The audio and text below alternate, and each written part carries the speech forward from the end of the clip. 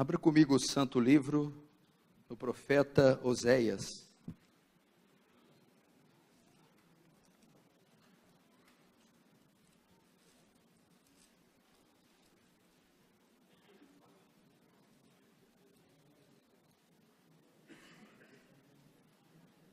Oséias capítulo 4.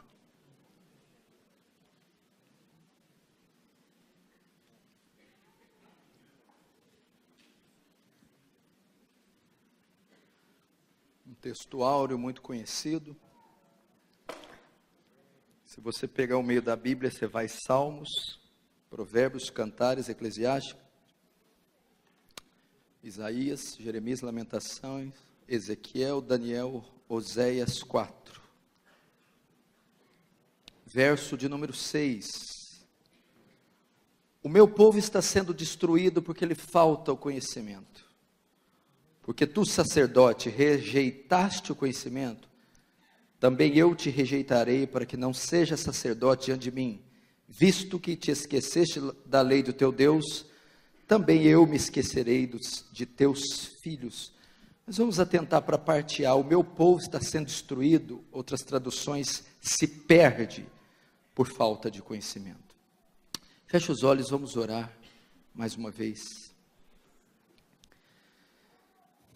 Santo Deus, Tu nos conheces, Tu sabe que somos pó e que os nossos pensamentos são vãos.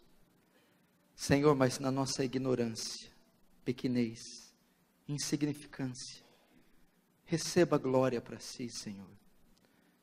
Deus, perdoa os nossos pecados e o que temos feito com o seu santo nome. Deus, mas na tua ira, lembra-te da misericórdia. Elas não têm fim, elas se renovam a cada manhã. Lembra-te de Israel, o quanto pecaste, rejeitaste, e tu sempre foi benigno. Sê conosco também. Em tempo de escuridão, Senhor, faz brilhar uma luz aqui nesse local. Uma pequena chama que venha crescer mais e mais, incendiar pessoas, vilas, bairros, famílias. Quem sabe a nação toda, Senhor. Não nos deixa, Senhor, morrer, sem que os nossos olhos contemplem uma reforma e um poderoso avivamento. Faz teu reino avançar essa noite. Receba a glória para si e nos conforma à imagem do teu Filho. Em nome de Jesus. Amém. Queridos, preste muita atenção. Eu vou ver o que eu faço com o tempo aqui, porque eu vou fazer aqui um apanhado de mensagens, uma mensagem introdutória a vocês. Preste muita atenção. Eu costumo dizer isso quando eu prego em algumas igrejas. O povo cresce com conhecimento. A Bíblia diz que Jesus percorria toda a Galileia, a Judeia, ensinando. Não é balbuciar palavras incoerentes, nem arrepios e reverberações que traz edificação para a igreja. A fé vem pelo ouvir e ouvir da palavra. A ideia grega ali do ouvir não é emissão de sinal sonoro. Ouvir a fé vem pelo assimilar, compreender, processar, digerir a palavra. Ok? Porque se então, se fosse só o ato de ouvir, eu poderia pregar em árabe, que a fé viria a você. Mas não é o ato de ouvir, assimilar, compreender. Tem gente que vem e só gosta de barulho, de palavra de efeito para arrepiar a terceira vértebra e soltar um glória, mas não entendeu nada, não trouxe edificação nenhuma. Ensinamento. Então precisa da sua atenção.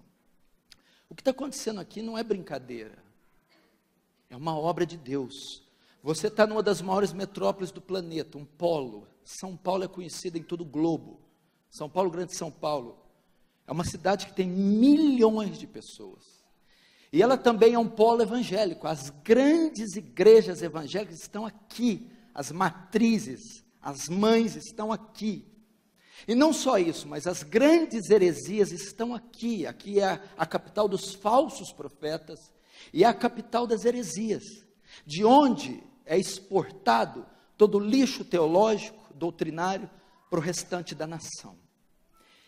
E nesse tempo tão crítico, que nós nunca vimos igual, é mundial, mas principalmente do Brasil, o qual fazemos parte, é trágico, é ligar a TV de manhã no sábado e é dar ânsia de vômito, é ver esses vídeos que eles vão mandando para a gente no YouTube, e é coisas que você há 10 anos atrás, 15, não acreditava, não sonharia que você ia ver dentro de igreja, ou com pastores evangélicos.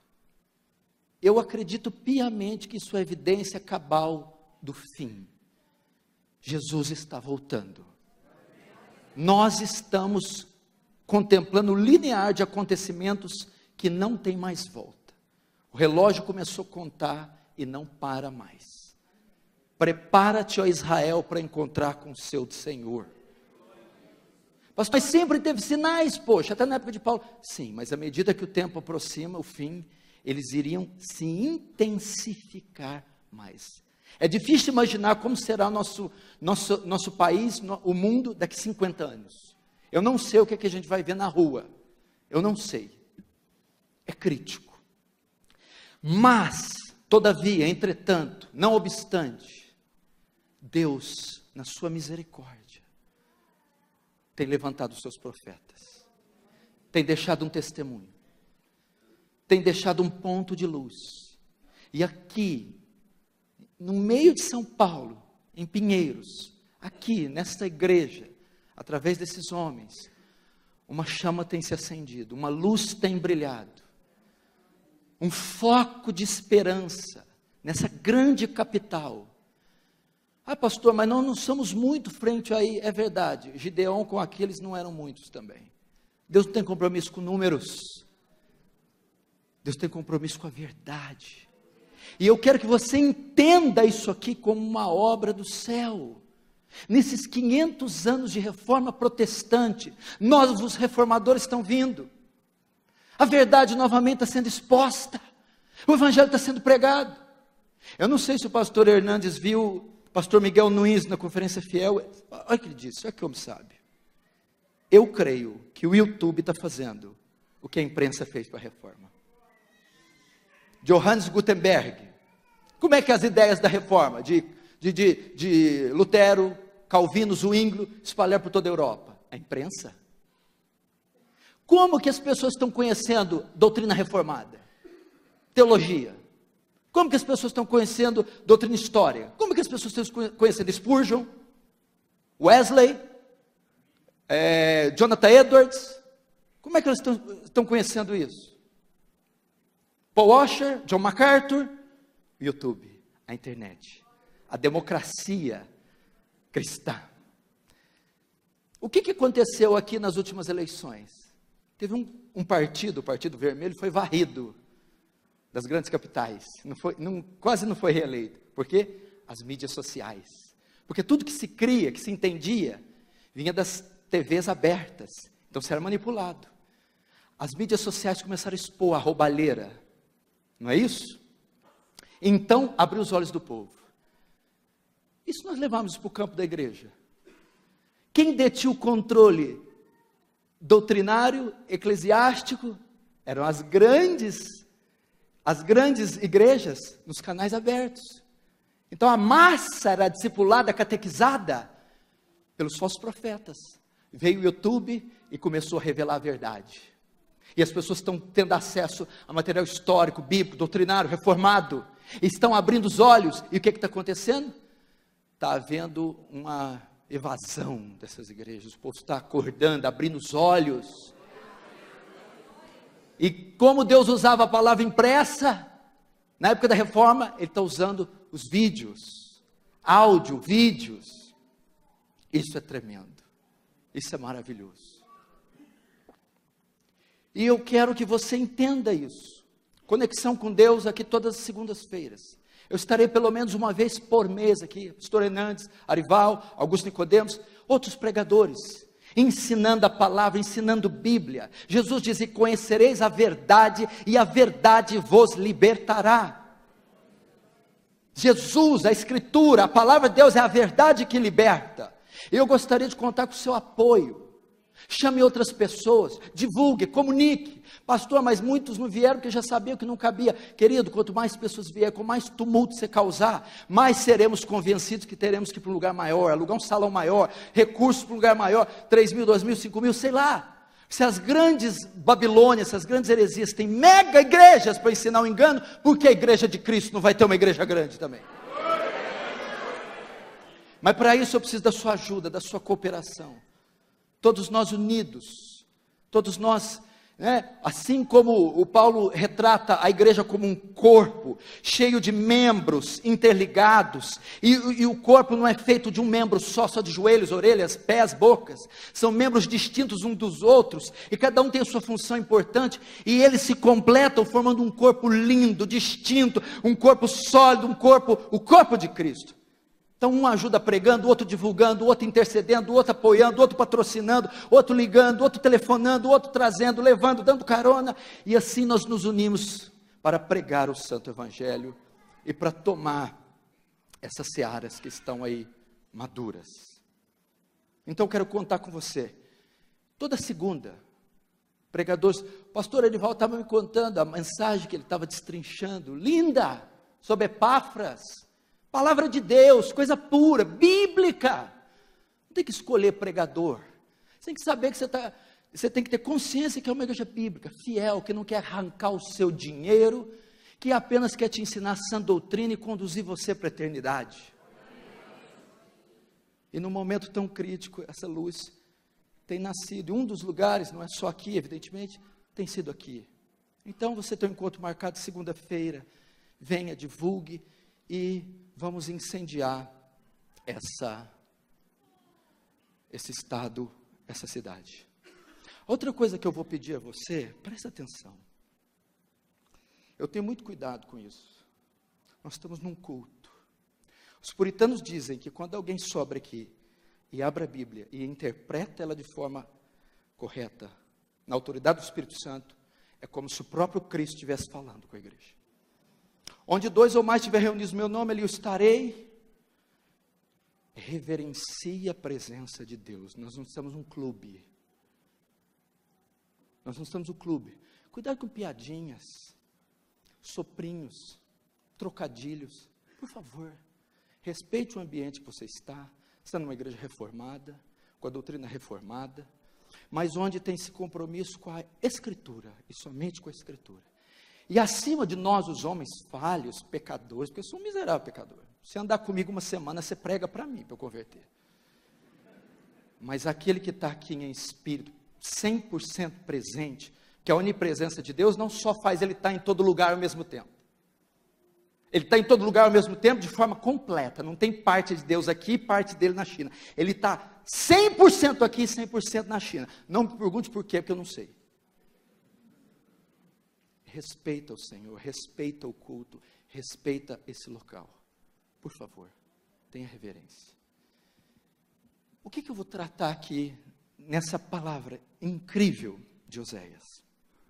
Aqui está dizendo qual é o maior mal da igreja de Cristo. O maior mal que um povo pode herdar, pode possuir, a ignorância. Meu povo está sendo destruído por causa da ignorância. Notem quão sério é a falta de conhecimento. Esse tem sido o grande mal da igreja evangélica brasileira, da cristandade moderna. Estava conversando com o reverendo Hernandes, ele diz, nós somos a geração mais privilegiada. Querido, você tem material bíblico, teológico, exegético, hermenêutico, em várias línguas, idiomas e versões. Você tem internet, você tem áudio, vídeo, você tem material, você tem recursos que os nossos pais, que os nossos antepassados jamais sonhavam em ter. O evangelho é transmitido por satélite em todos os países do globo. E nós nunca tivemos uma geração tão ignorante quanto a nossa. tão ignorante quanto a nossa. Enéas Carneiro, o candidato à presidência do Prona, ele falou algo muito inteligente. Ele diz assim: a ignorância aprisiona, mas o conhecimento liberta. Mal ele sabia que ele estava parafraseando a frase de Jesus: e conhecereis a verdade, e a verdade vos libertará, porque a ignorância aprisiona, o conhecimento liberta. Você quer ver como isso é verdade? Por que esse último partido conseguiu se reeleger tanto e conseguiu tomar o poder dessa forma? Porque ele deixou de investir pesado em um setor. Qual foi? Educação. E qual que era o propósito? Fazer uma massa ignorante, para que esta não saiba se defender, seja facilmente manipulada. Então hoje a mãe, o pai ou os meninos de ensino fundamental estão bebendo uma ideologia marxista, ateísmo, libertinagem, nem sabem o que é, porque não possuem informação suficiente. Então é fácil de você fazê-los engolir qualquer coisa. Teologicamente, doutrinariamente, foi a mesma coisa. Essas igrejas estão pior que a igreja católica. Você vai e pega um folheto na entrada, tem ali a liturgia da missa, ninguém precisa de Bíblia. Tem umas que é tão miserável que nem o folheto dá. Então, eles estão crendo em tudo que se ensina, porque as pessoas não têm o hábito de ler a Bíblia, e quando leem não sabem interpretar a Bíblia. Então nascem igrejas, igrejolas em cada esquina, e vão agregando, e vão pescando fiéis, e todos vão ali se envolvendo, e amontoando, e vai se inchando, e temos aí essa grande meretriz, sem qualidade nenhuma. Isso aconteceu 500 anos atrás. A Bíblia foi deixada de lado, foi trocada por encíclicas, bulas, foi trocada por infalibilidade papal, por tradição. Vivemos um tempo ali de quase 12, 15 séculos de ignorância, e a igreja de Cristo foi aprisionada. E como foi que ela saiu disso? Um monge agostiniano, ao estudar a carta de Paulo aos Romanos, é iluminado, a hora que ele vai ler o versículo 17, nele, no Evangelho, se descobre a justiça de Deus, como está escrito, de fé em fé, pois o justo viverá da fé. O conhecimento libertou aquele homem, iluminou a mente dele, e dali dá início a um movimento que transformou a história, marcou a história, a reforma protestante. Aí nós temos ali Philippe Melanchthon, Zwinglio, aí a mente de Calvino escrevendo as Institutas, a exegese bíblica. Então a igreja de Cristo retorna para a Escritura e passa a ser uma igreja saudável, bíblica. Qual que era o grande viés da reforma? Sola Escritura. Voltar para a Escritura, o ensino da Escritura, o estudo da Escritura, a pregação da Escritura e somente da Escritura. Ah, pastor, mas lá na minha igreja prega a Escritura, não é o sola Escritura somente, é o tota Escritura também, toda a Escritura. A reforma também foi uma reforma hermenêutica, porque o Papa, quando olhava, quando eles tinham certos textos que eles interpretavam. Olha, a besta do Apocalipse, ou quando pegavam um texto de Daniel, eles davam uma interpretação alegórica, sem fundamento nenhum. É igual você pegar a besta que emergiu da terra. Ah, essa é minha sogra. Não é tua sogra, meu filho. Tem coisa pior que a tua sogra. Não estou falando nada contra as sogras cristãs de Deus, aquelas que não fofocam, é difícil, mas existe. Agora eu vou elencar aqui pelo menos 6 áreas que precisam de reforma, que estão perecendo por falta de conhecimento. Entendeu? A igreja brasileira sofre pela ignorância. Nós não temos uma nação tão dura ao Evangelho. Nós temos uma nação ignorante. Nós temos pessoas como Martin Lloyd Jones escreveu, sinceras, mas erradas. Tem zelo, como está em Romanos 10, mas sem entendimento. Tem paixão, mas sem conhecimento. Tem piedade, mas não tem ortodoxia. Isso está matando. A igreja precisa voltar desesperadamente ao estudo das Escrituras, à pregação expositiva. a exegese bíblica, a hermenêutica, para que ela então saia dessa lamaçal de ignorância. 6 pontos, 6 áreas pelo menos, que ela se perde por falta de conhecimento, que ela está sendo destruída por falta de conhecimento. 6 áreas que precisam de reforma. Primeiro, o culto, a ignorância quanto ao culto. O que está acontecendo com os cultos? O que você vê hoje é cultos antropocêntricos, o grego antropos, o homem. O culto gira em torno do homem. Hoje o que se tem é o culto à personalidade. Meu irmão, hoje o culto, o momento de culto do domingo é todo projetado para o homem. O louvor é feito para o homem, a liturgia para o homem. O pastor se descabela a semana inteira para preparar um sermão que agrade e satisfaça o homem. Elemento, circunstância, fatores que estão integrando os elementos de culto estranhos, forâneos, que não condiz com a verdade bíblica. Shows, dança, teatro, apresentações. O culto hoje, eu já fui em congregações enormes, que o culto gira em torno da oferta. É um culto a mamon, é um culto ao dinheiro. O momento mais esperado do culto é o da oferta. É um momento especial. A oferta cura, a oferta liberta, a oferta expia pecado, a oferta adora a Deus. Culto a mamon. Campanhas. Querido, você precisa aprender o que os puritanos ensinaram, o princípio regulador do culto. O que é isso? Que Deus deve ser adorado como Ele decretou. Deus deve ser adorado conforme está nas Escrituras. O culto deve ser teocêntrico.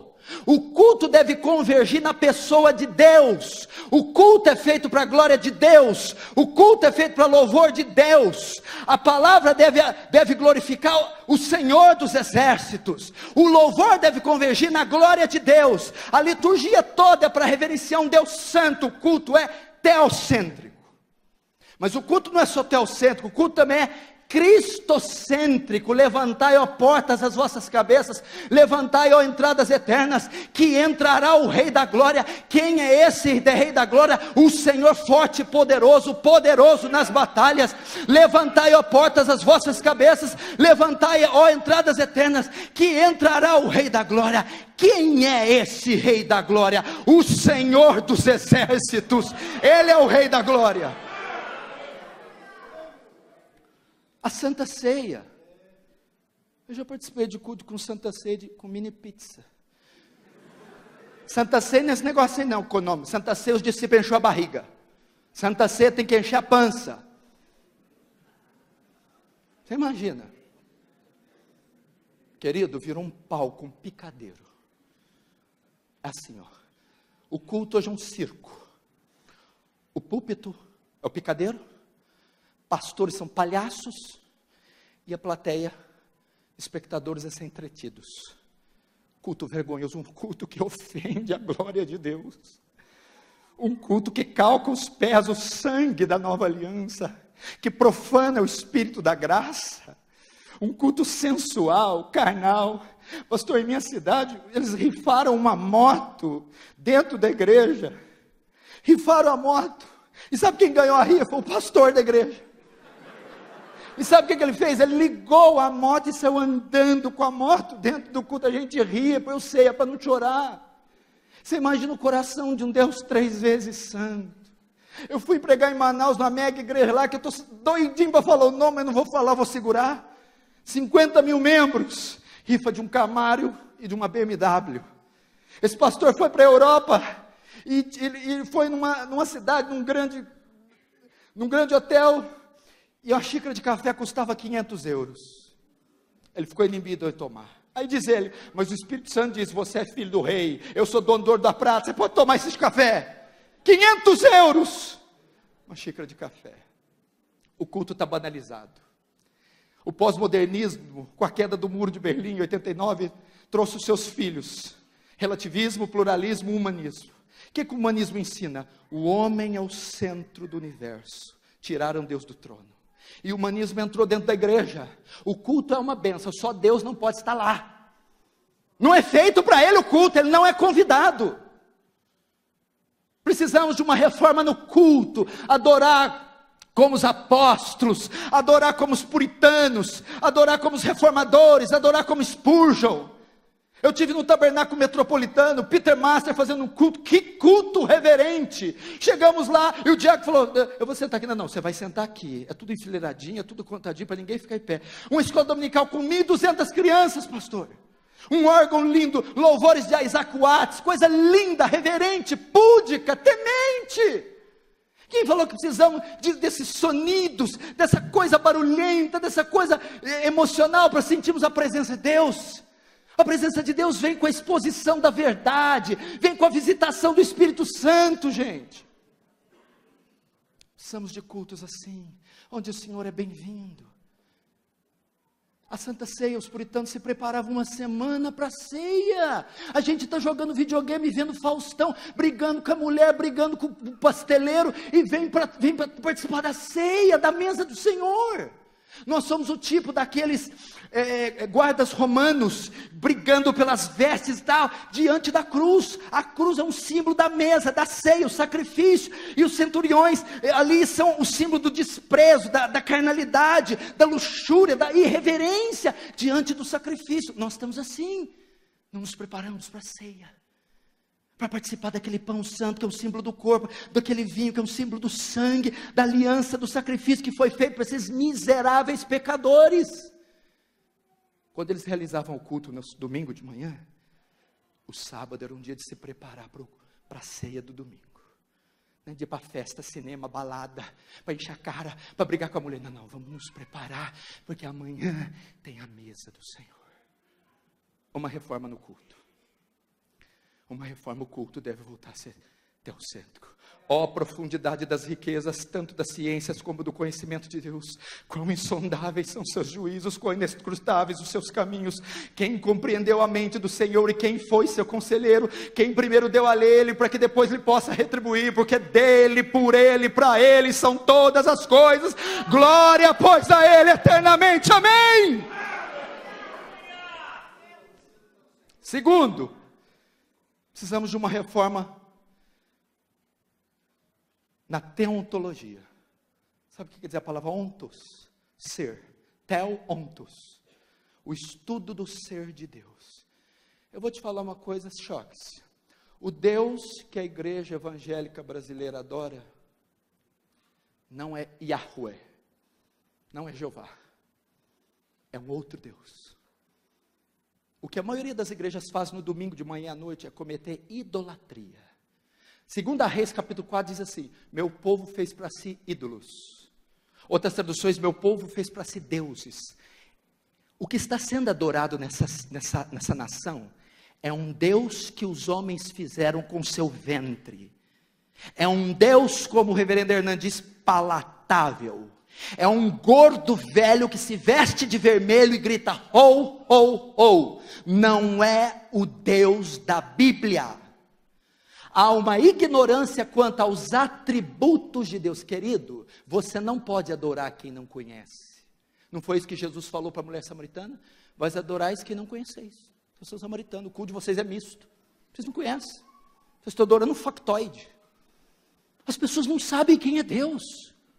Qual a última vez você foi numa conferência sobre os atributos de Deus? Leu um livro sobre os atributos de Deus? Participou de uma semana dos atributos de Deus?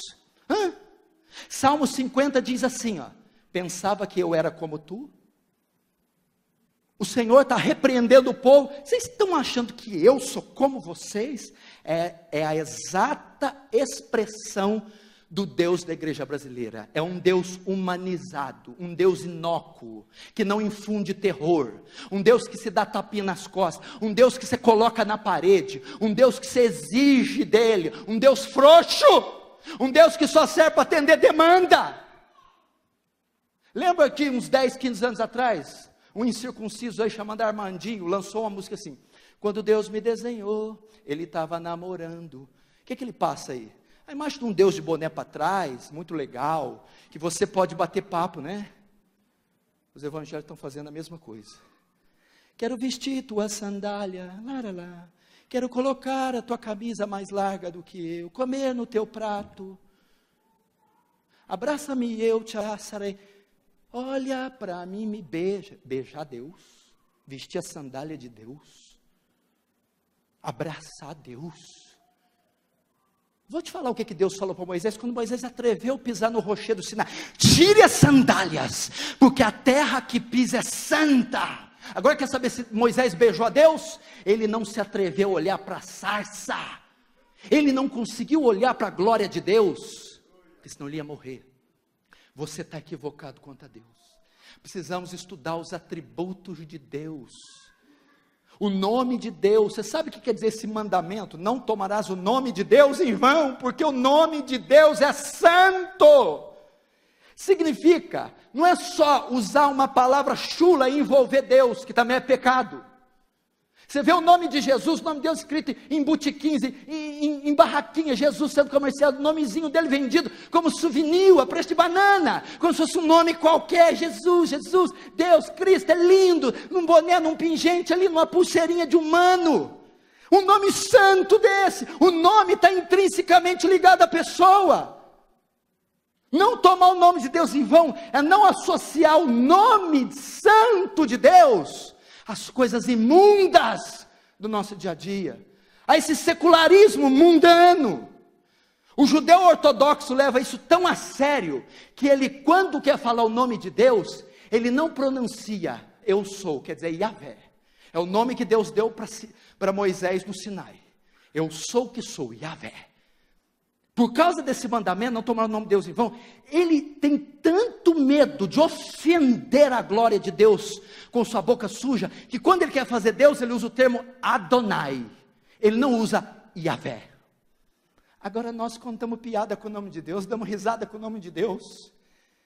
O nome de Deus, tomar o nome de Deus em vão não é só verbalizá-lo inadequadamente, é quando você que é crente, e é um representante do céu, e representa e carrega o nome dele, está associado a algum escândalo, alguma carnalidade, você, por representar esse nome, está tomando o nome de Deus em vão. Precisamos voltar a estudar os atributos, a onisciência de Deus. Deus sabe tudo. Sabe quando, você sabe o código genético de uma ameba? Só o código genético de uma ameba, você preenche 1000 vezes na enciclopédia britânica, dá 4 bilhões de palavras. A onisciência de Deus. Sabe quanto é a distância do Sol, da Lua e da Terra? 83 mil quilômetros. Se fosse o dobro, as marés inundariam 3 vezes a Terra por dia e mataria toda a vida animal e vegetal. Quem calculou a distância exata? A onisciência de Deus. A onisciência de Deus. A rotação, que é o movimento que a Terra faz em volta do próprio eixo, a translação, o movimento que ela faz em torno do Sol, se fosse aumentado 1/10, nós morreríamos todos de frio. Os dias seriam alongados 14 vezes, e toda a vida animal e vegetal aqui morreria congelada. Quem calculou o movimento de translação e de rotação da Terra? A sua onisciência. Reverendo Hernando, sabe quantos litros de água tem o Oceano Atlântico e Pacífico? Vamos lá. Você conhece milhão? 1 milhão? 1 bilhão? 1 trilhão? 1 quatrilhão? 1 quintilhão? 1 sextilhão? 1 octilhão? E 7 sextilhões de litros de água tem na Terra. Tenta calcular isso. Deus fala que pega os mares e oceanos com a concha da mão, ao Espírito Santo, e eu preparando esse sermão, a torneira do meu banheiro pingando. Eu fui lá e falei, eu quero ver quantas gotas de água cabem na minha mão. Contei, 1, 2, 3, 37 gotas. 1 octilhão de litros de água, para Deus, numa imagem figurada, antropomórfica, é equivalente a 37 gotas de água. Quem é Deus senão o Senhor? É esse Deus que eu quero render glória, não é esse Deus da prosperidade.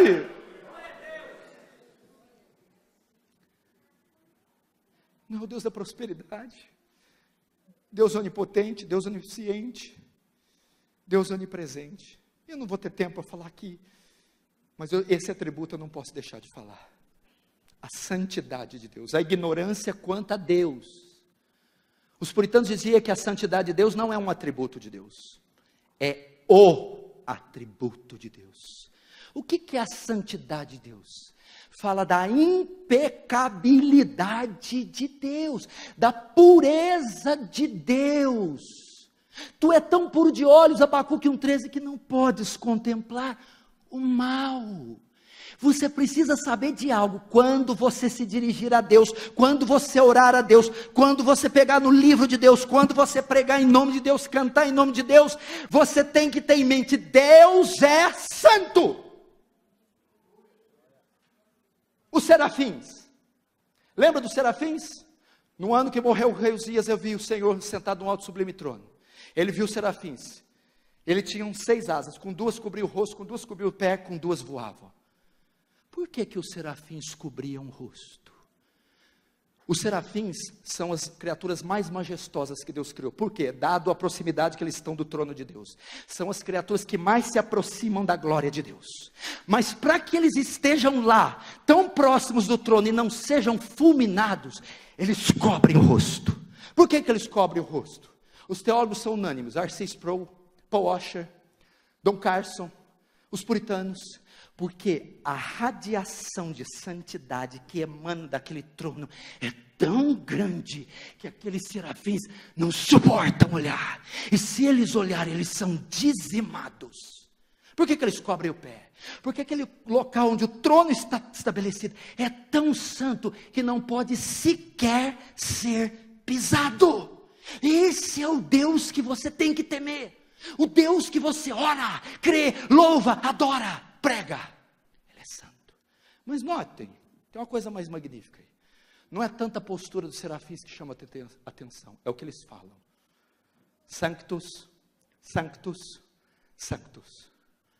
Santo, santo, santo.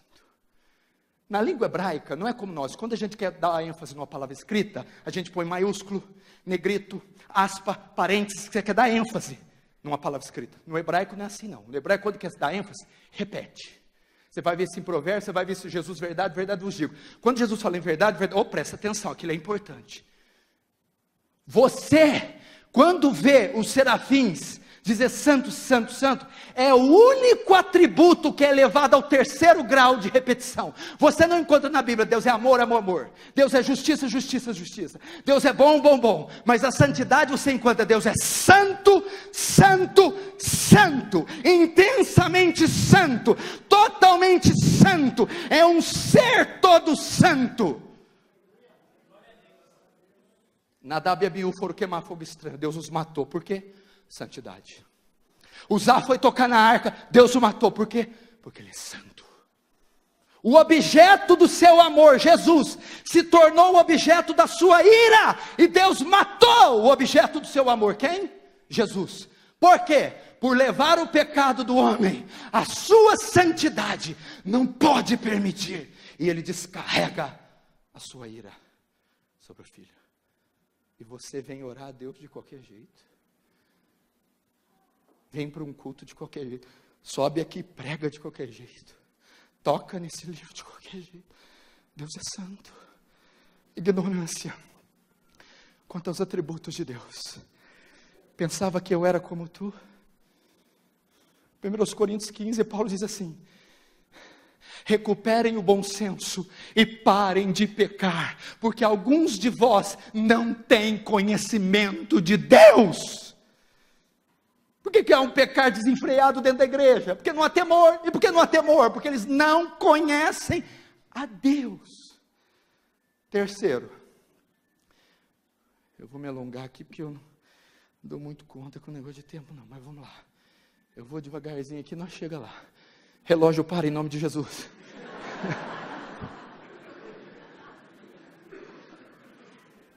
Se fosse um monte de igreja aí, eles iam pagar para o cara parar o relógio. O pastor ia testemunhar. E o povão, como somos enganados facilmente. Aí o varão ainda fala assim: irmão, Deus parou o sol e a lua para Josué e parou o relógio para mim. Terceiro, uma ignorância quanto ao Espírito Santo. Esse aqui, se eu tivesse tempo. Primeiro, quanto ao culto. O culto só falta, começa assim: lá, lá, lá, lá, lá, lá, lá, lá, lá, lá, lá, lá, ok, só está faltando. Aliás, eu já vi isso, mas eu não vou falar para a moda não pegar. Segundo, a pessoa de Deus. Terceiro, o membro da trindade mais desprezado. O Espírito Santo hoje é sinônimo de cair no chão, de rir, rolar, ser cachorro, visagem, revelamento e profetada. Espírito Santo é sinônimo de baderna. Culto litúrgico, ortodoxo, é gelado. Não tem, Espírito Santo não passa lá.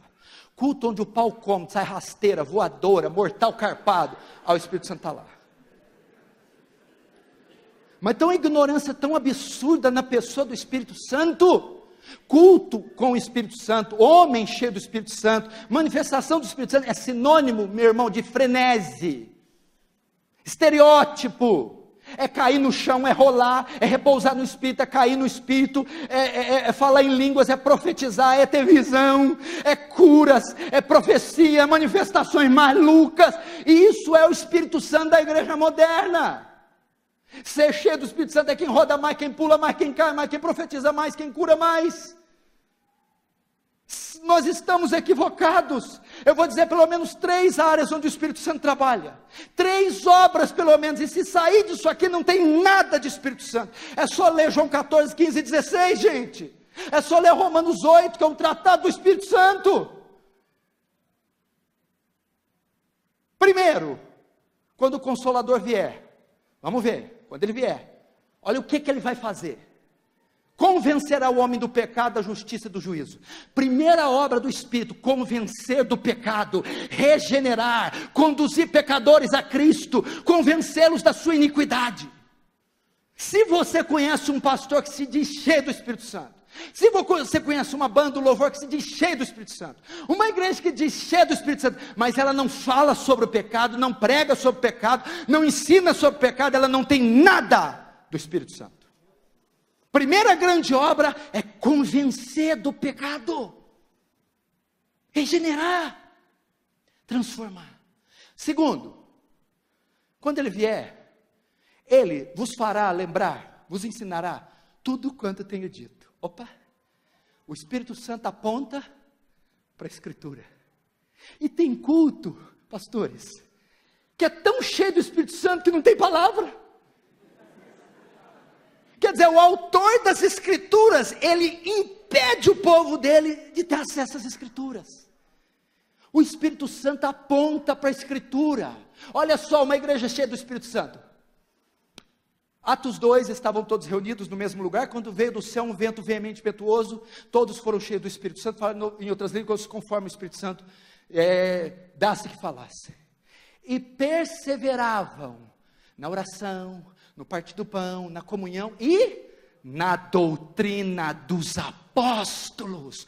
O Espírito Santo empurra a igreja para a Bíblia. O Espírito Santo traz fome da Escritura, fome de estudo bíblico, fome de leitura. Eu lembro de uma moça que estava em nossa igreja. Essa irmã converteu, conversão maravilhosa, estava no primeiro amor. Ela participou de um culto que eu preguei sobre a palavra de Deus. No outro dia ela leu 40 capítulos da Bíblia. Isso é a obra do Espírito Santo. Isso é a obra do Espírito Santo.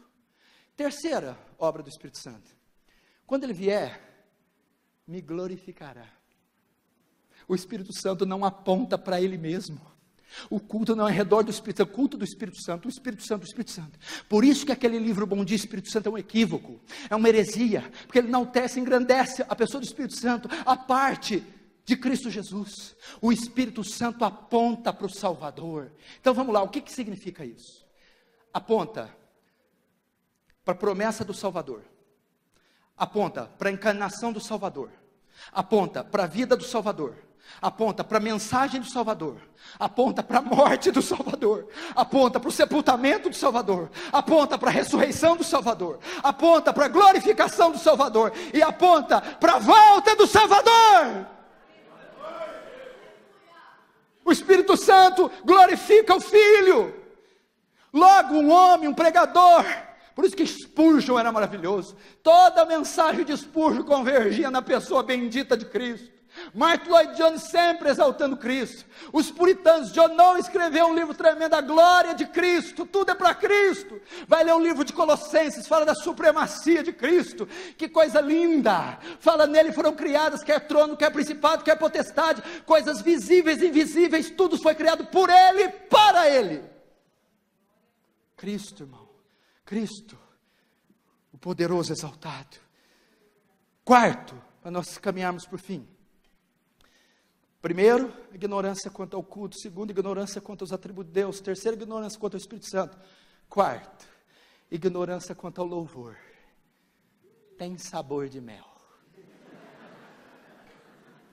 Eu estou lançando a minha versão, tem sabor de fel. Logo, logo ela vai sair. Vocês aguarda. Se tem uma área que está sendo corrompida, essa aí, essa não, ninguém pega. É o louvor e adoração. Eu imagino que eles ficam nos seus quartos, nos seus gabinetes, nos seus estúdios, nos seus quartos de hotéis. Eu imagino o que eles ficam pensando. Eu acho que eles leem ali Tolkien, eles leem Alice no País das Maravilhas, Monteiro Lobato, eles vão tentando. Eu acho que eles vão da Cuca até a Bruxa do 71. Para ver o que eles fazem. Não tem cabimento, gente. Não tem cabimento o que estão fazendo. Isso é adoração, isso é celebração da carne, isso é orgia gospel, é um mercado multimilionário, é um mercado prostituto, é um mercado irreverente, imoral, nojento, asqueroso. O louvor é semelhança do culto, o louvor é antropocêntrico. A letra, a melodia, o ritmo, os músicos, os instrumentos, tem apenas uma finalidade: mexer com as emoções do povo, aguçar a carne do povo. São letras e músicas e discos apenas para conseguir vendagens. Não tem, meu irmão, a menor intenção de adorar o Senhor. Vamos lá, o que é louvor? O louvor do hebraico, uma das traduções é elogio. Elogiar quem, irmão? Elogiar você? Olha para você, meu filho. Elogiar eu. Elogiar o quê? O que tem de elogiável nesse mundo caído? É elogiar Deus. O louvor é o principal método que Deus escolheu para receber glória. Essa é uma definição de louvor. O louvor é o principal meio que Deus escolheu para receber glória. Quando eu quero saber um louvor bíblico, para onde eu vou? Qual que é o inário bíblico que nós temos? Os Salmos. Salmos é o inário, a harpa cristã, o cantor cristão de Israel. Salmo 1, Salmo 150 são hinos que eram cantados. Então ali nós temos uma referência como deve ser o louvor. Agora qual é o teor, o conteúdo dos Salmos? 70% dos Salmos está escrito quem Deus é e o que Deus faz. Quem Deus é e o que Deus faz. Grande é o Senhor, mundico ser louvado. Grandes são suas obras. É só isso. Logo, o louvor é teocêntrico. O louvor fala dos atributos de Deus. Você quer aprender os atributos de Deus? Vai para os Salmos, para o livro de Jó. E das obras de Deus. Então o que nós temos que cantar? Quem Deus é. A música que cantou aqui: grandes são as suas obras, Senhor Todo-Poderoso, justo e verdadeiro são os teus caminhos, ó Rei das nações. Quem não te adorará? Pois só tu és santo. Ninguém, quando conhece os atributos, pode deixar de adorar. Quem não te adorará? Pois só tu és santo. Quando eu conheço quem Deus é, como eu não vou adorar? Agora, as suas obras. Vamos ver se eu lembro da segunda parte. Todas as nações virão e adorarão diante de ti. Mas quando que as nações virão e adorarão? Pois os seus atos de justiça se fizeram manifestos. Quando os atos de justiça, as obras, são manifestas, não precisa de zabumba, de bumbo, não precisa de Ivete Sangalo gospel. Quando as obras são cantadas, o povo adora. Quando os atributos são cantados, o povo adora. Terceiro ainda, o louvor é cristocêntrico. Nós cantamos uma música tão linda domingo em nossa igreja, pastores. Era do Isaac Watts. Ao contemplar a gloriosa cruz. Parece que eles não tinham outra coisa para cantar, só cruz. Flagelo e amor se uniram. Eu falei, meu Deus. Isaac Watts, cruz. Ó, quão cego andei e perdido vaguei, longe, longe do meu Salvador. Mas do céu ele desceu e o seu sangue verteu para salvar um tão pobre pecador. Já li mais, cantei mais teologia que todo louvor gospel contemporâneo junto. Querido, cante a cruz. Cante os atributos de Deus. Terceiro, Salmo 119, verso 154. Seja os teus decretos, seja a tua lei, seja a tua palavra, o tema dos meus cânticos. Cante a Escritura. Cante o Evangelho. Nós na nossa igreja, sabe qual a música nós tiramos lá? Romanos 5:1. Justificados, pois pela fé, nós temos paz para com Deus, por meio de nosso Senhor Jesus Cristo, porque também nós temos entrada pela fé, a essa graça a qual estamos firmes. Eu ensino doutrina para a igreja, eu ensino Bíblia para a igreja, justificação pela fé para a igreja, cantando. Paulo, em Colossenses, estava sendo atacado pelo gnosticismo. Gnosticismo está atacando a igreja de Colosso. Paulo chegou para os presbíteros assim, canta doutrina. Canta doutrina. Colossenses 3,16.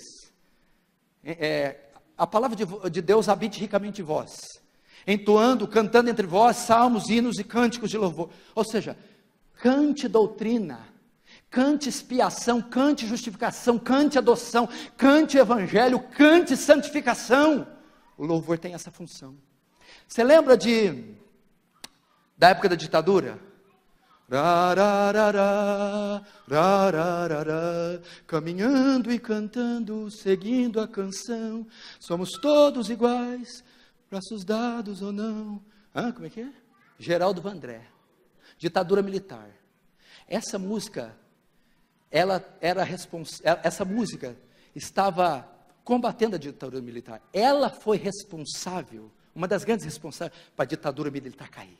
Por quê? Porque a música forma opinião, a música ensina ideia, ideologia. Quando você vai para o Woodstock de 70, sexo, droga e rock and roll, ele influenciou uma geração inteira, o contraceptivo, a camisinha e o sexo entre solteiros. Através da música, uma geração inteira foi influenciada. Logo, o louvor tem a função de influenciar, de ensinar, de formar opinião. O louvor atual não só deixa de ensinar doutrina, como ensina o contrário, heresia. Lutero, se você perguntasse para ele dizia que as 95 teses não foi o que mais propagou a reforma, foi os seus 40 hinos, Castelo Forte, das profundezas, que foram espalhados por toda a Europa. O metodismo wesleyano foi todo propagado como? Os hinos de Charles Wesley. A música ensina, a música doutrina, a música memoriza, a música catequiza, a música evangeliza. Essa é a função da música. Quinto, estamos terminando. Ignorância quanto à família. Levanta a mão aí quem está terceirizando o casamento aí. O que está acontecendo com a família? Mulheres estão ocupando o papel dos homens? Homens o das mulheres? As crianças estão ocupando papel nenhum, que não sabem nem o que estão fazendo no mundo? Fala para mim tudo o que é ser uma mulher bíblica, um marido bíblico, uma esposa bíblica. Querido, vocês estão educando as suas filhas para serem homens, e vocês estão educando seus filhos para serem mulher. Vocês estão pondo a filha na faculdade, no curso, olha, você vai ser administrador, executivo, falar inglês, espanhol, francês, isso, aquilo. Espera aí. Você não está formando a sua filha para ser mulher, para ser esposa, para ser mãe. O principal papel da mulher é ser mãe. Mulher virtuosa, quem achará? A mãe do rei Lemuel está dizendo, é uma mulher raríssima de se encontrar, essa aqui de Provérbios. Qual a qualidade dela? É profeta? Não é. É executiva? Não é. Dentista? É neurocirurgiã? Não. Qual que é essa mulher rara? é mãe, é esposa. Provérbios 31 é a descrição da mulher ideal, perfeita, virtuosa e que é rara de achar. E qual é os atributos dela? Mãe e esposa. Você tinha que ensinar sua filha a ser uma mãe. Eu não sou contra a menina estudar, falar idioma, absolutamente. Mas peraí, uma cirurgiã não vai fazer minha comida, uma cirurgiã não vai cuidar dos meus filhos, uma cirurgiã não vai cuidar da minha casa, é a minha esposa que vai fazer isso. Você viu quando acontece, os pais estão terceirizando a educação, quem forma os filhos é a avó, é a babá, é a escola de inglês, de natação. O menino é todo deformado, é toda uma coxa de retalhos. Ele tem ideias do professor de natação, do professor de filosofia, do professor de karatê, de balé, da escola. Ele tem 15 anos, pelo menos, de ensino secular. E onde está o papel da mãe e do pai na formação desse menino? E o pai? E os pais, nacas? Cadê os pais? Tem algum homem aí? Diz amém. Tem certeza? Dá uma cheirada aí, vê se é macho mesmo. Querido, está em extinção essa raça, hein? Preserva aí, minha filha, porque está faltando. Qual que é a função do homem? O homem, provedor, protetor, sacerdote e profeta. Do suor do rosto do homem comerá, e não da mulher. O sacerdote é aquele que representa o povo diante de Deus, é a função do homem, colocar sua família diante de Deus em oração. O profeta é o que vai diante de Deus, recebe a palavra e comunica com o povo. É o homem que se debruça nesse livro para comunicar as verdades à família. Provedor é aquele responsável por dar a eles alimento, educação, escola, tratamento médico. É o homem que tem condição de dar uma vida digna e decente, não falando de luxo, mas uma vida digna e decente. É o homem. Quarto, protetor. É aquele que se coloca entre o perigo que assola a sua família e a sua família. Ele fica no meio. Quer espiritual, quer físico. É o que se coloca entre a família e o perigo que assonda. Quer espiritual, quer físico. É o homem que pega no chifre do capeta para a família. Ah, vou usar essa palavra. É o homem que briga com as forças espirituais. É o homem que defende a família. Agora, o negócio, o pau está comendo lá fora. Vai lá, meu bem. E ela pega a vassoura e vai. E sabe o que é o pior para sua vergonha? Ela resolve. E tá você lá com a barriga para cima, ouvindo o cara, ô louco, mano! Faustão. Querido, eu faço essas piadinhas só para quebrar o gelo, porque a gente sabe quando chegar em casa e pôr a cabeça no travesseiro. Eu não quero ser Davi. Eu tenho estudado muito Davi, é um dos homens que eu mais tenho admirado, porque é o que mais identifica com a gente. Quando a gente olha o apóstolo Paulo, a gente só falta dar uma capa para ele voar. Quando olha para Moisés, pensa que nem era da terra. Quando olha para Davi, é igualzinho nós, chorão, deprimido, pecador, lambão, igualzinho a nós. Davi, o maior monarca que Israel já teve. Davi, um dos maiores escritores do Antigo Testamento, escreveu o maior clássico do Antigo Testamento, Salmo 23. Davi, um líder militar, um estrategista militar. Davi, um guerreiro formidável, um homem não perdia. Davi, um poeta, um músico. Davi é um ícone. Davi, pai, uma porcaria de pai. Olha Davi como pai. Aminon estuprou Tamar, a própria irmã. Davi não fez nada. Absalão matou Aminon para se vingar. Davi ficou 2 anos sem olhar na cara do menino. Adonias perdeu o trono. Adonias quis roubar o trono do herdeiro legítimo, Salomão, foi morto por Salomão. Adulterou com Batseba, traidor, adúltero. A casa de Davi era uma bagunça. Natã falou para ele assim, não quero saber dos teus salmos, não quero saber das tuas vitórias, não quero saber de Golias, não quero saber de nada. Por causa desta abominação que fizeste, a espada jamais se apartará da sua casa. Deus nos guarde de ser pais negligentes e omissos. Eu estou com um filho de 4 anos e um filho de... Eu estou com um filho exatamente de 15 dias. Um filho de 4 anos e um filho de 15 dias. Pastor, dá dor a hora que você sai. Papai, por que o senhor vai na igreja? Quando eu saí de social, papai, o senhor vai no culto, mas não tem culto de dia. Eu falei assim dentro do meu coração, Deus me guarde de não ver essas crianças crescendo. Deus me guarde de não estar aqui, não dar beijo, não dar abraço, de não ensinar o evangelho, de não ganhar o mundo e perder minha casa, minha esposa. Porque quando a serpente veio e deu bote em Eva, onde estava Adão? Aonde estava Adão, me diz?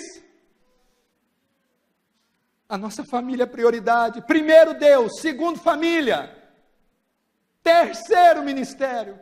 Eu gosto muito do Paul Washer, quando ele está viajando, as pessoas conversam com ele no avião. Ô meu querido, tudo bem? A conversa está boa? O que você faz? Eu sou marido. Marido? Uai, tá bom, tudo bem? Além de ser marido, o que você faz? Sou pai. Pai? Tá bom, você é pai, marido, o que mais? Quando eu tenho tempo eu prego.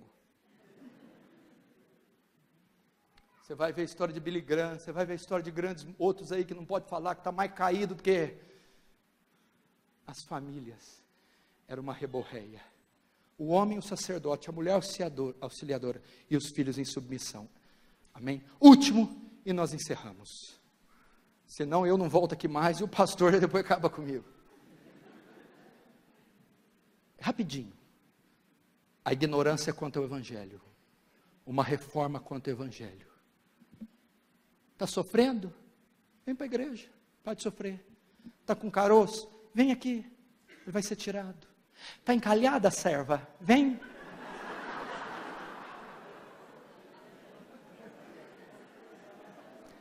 É pobre, vem que fica rico. É empregado, vem que vem patrão.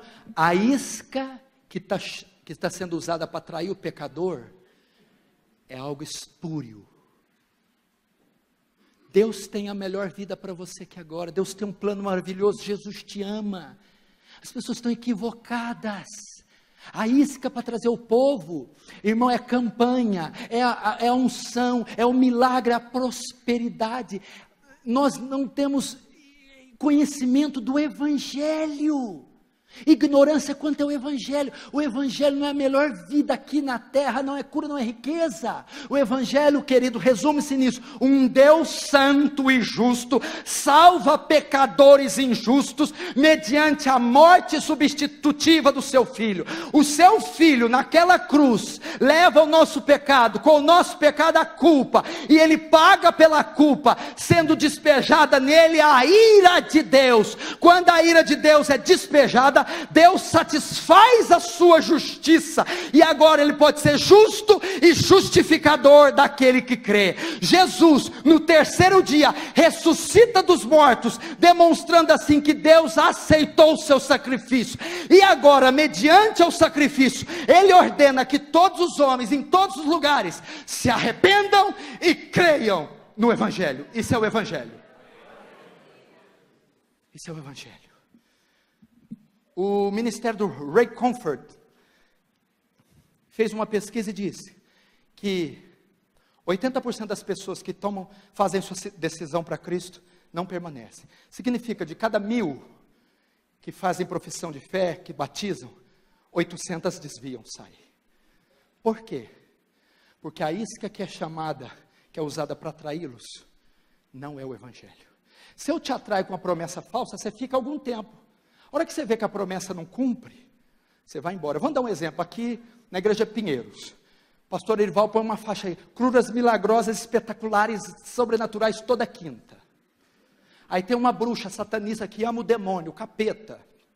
Ela não gosta de Deus, o filho dela fica doente. Ela tenta de tudo e nada. Ela está com o filho no colo. Aí ela passa e vê lá, milagres que tal. Eu vou lá. O que atraiu ela não foi a glória de Deus, não foi o evangelho, não foi o amor por Deus. Ela só foi para lá porque ela quer ver o filho curado. E ela ficará lá, orará, fará toda a liturgia, todo o metodismo do culto, até que a filha seja curada. É isso que tem acontecido nas igrejas. Elas fazem promessas que atraem carnais, interesseiros, eles estão lá até que aquilo se cumpra, mas eles não foram lá convencidos da necessidade de um Salvador. Logo, a isca para trazer essas pessoas é o Santíssimo Evangelho. Então haverá conversões verdadeiras, regeneração, adoção, santificação, e teremos uma igreja gloriosa quando o Evangelho voltar a ser proclamado. A Deus seja a glória, a Deus seja o louvor. Vamos ficar de pé e vamos encerrar aí. Vamos orar, depois o pastor vai encerrar.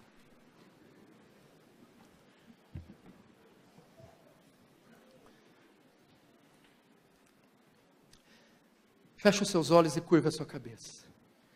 Você vai dizer: Deus, tem misericórdia de nós ignorantes, da ignorância da igreja, da ignorância dos pastores, da negligência, do descaso. Fala: Deus, esses anos todos eu criei em mentiras, em falsidade, mas eu estou disposto a voltar para a rocha da onde eu fui cortado. Eu estou disposto a voltar a caminhar na vereda da verdade. Fala para Deus: ensina-me os teus caminhos, ilumina meus olhos para eu entender as maravilhas da tua lei, me dá conhecimento bíblico. Deus, tu disse: conhecereis a verdade vos libertará. Deus, me leva à verdade, me ensina a verdade, até que ela me liberte do engano, da crendice, da mentira, do misticismo, e sobretudo, que a verdade me liberte do pecado, me liberte do presente século mau, e me liberte do seu príncipe, Satanás. Ó grande Deus, leva a tua igreja à verdade, em o nome de Jesus. Amém e amém.